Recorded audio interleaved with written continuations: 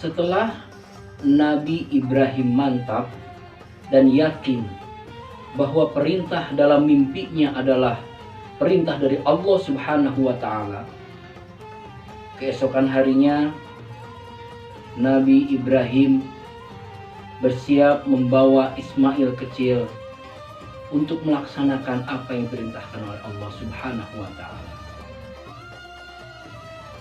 Di dalam perjalanan menuju tempat di mana akan dilaksanakannya pengorbanan atas anaknya Ismail kecil, musuh terbesar manusia yaitu setan mencoba mempengaruhi Nabi Ibrahim untuk ragu dengan keputusan dia.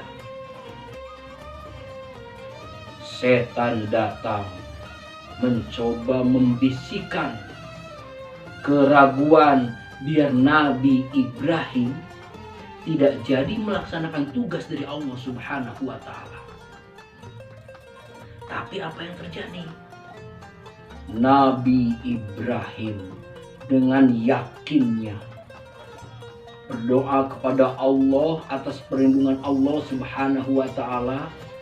Lalu di dalam cerita, Nabi Ibrahim membawa batu, dilemparnya itu setan hingga setan pergi.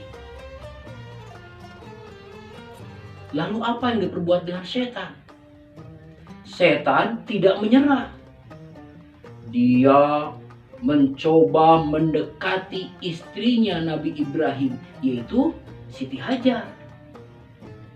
Kembali setan membisikkan kepada Hajar untuk mempengaruhi Nabi Ibrahim biar tidak jadi mengorbankan Ismail kecil. Tapi Hajar mempunyai iman yang kuat. Hajar pun berani mengusir setan dengan mengambil batu lalu dilemparnya itu setan. Setan pergi. Apakah setan putus asa? Tidak. Setan pun mencoba mengganggu Ismail kecil. Apa yang terjadi? Ternyata Ismail kecil walaupun masih kecil, hati dan imannya sangat kuat. Dia yakin perintah yang diberikan Allah kepada ayahnya Ibrahim itu benar.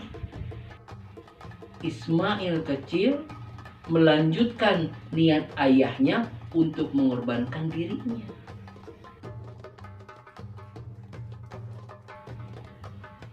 Sampailah di suatu tempat yang jauh dari orang-orang, Nabi Ibrahim memposisikan Ismail kecil di atas batu, ditidurkan.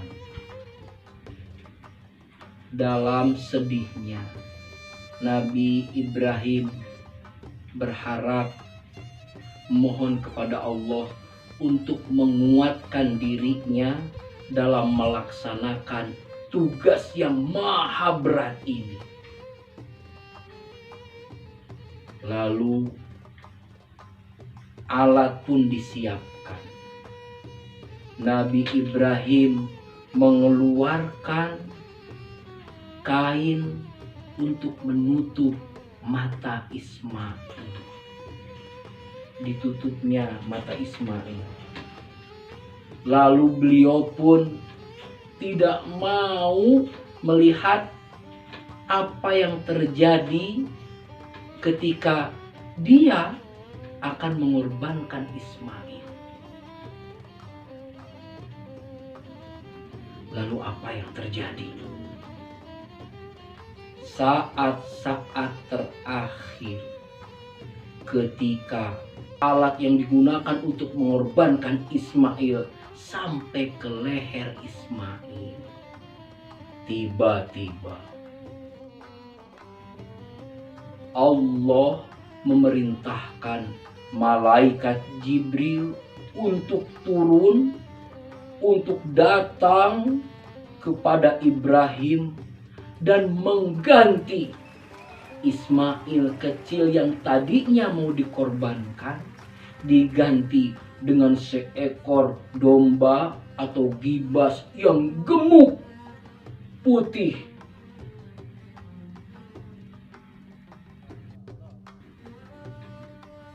Masya Allah, Allahu Akbar. Allah menerima keimanan Ibrahim. Allah menganggap Ibrahim mampu melaksanakan tugas sebagai ujiannya, yaitu mengorbankan anaknya Ismail yang lucu. Dan Allah memberikan anugerah rizki berupa digantinya Ismail kecil dengan seekor domba atau gibas yang besar dan gemuk. Alhamdulillah. Akhirnya domba itu pun dijadikan pengganti untuk berkurbannya Ibrahim atas tugasnya untuk mengorbankan Ismail kecil. Itulah cerita tentang Nabi Ibrahim yang mendapatkan ujian yang berat, ujian yang besar, yang harus mengorbankan anaknya yang lucu yaitu Ismail, dan diganti oleh Allah dengan pengorbanan seekor domba atau gibas yang gemuk. Jadi inti cerita ini adalah Nabi Ibrahim membuktikan bahwa cintanya kepada Allah melebihi cintanya kepada makhluk yang lain. Bahkan cinta beliau kepada istri dan anaknya. Itulah hikmah dari cerita tentang pengorbanan Ismail.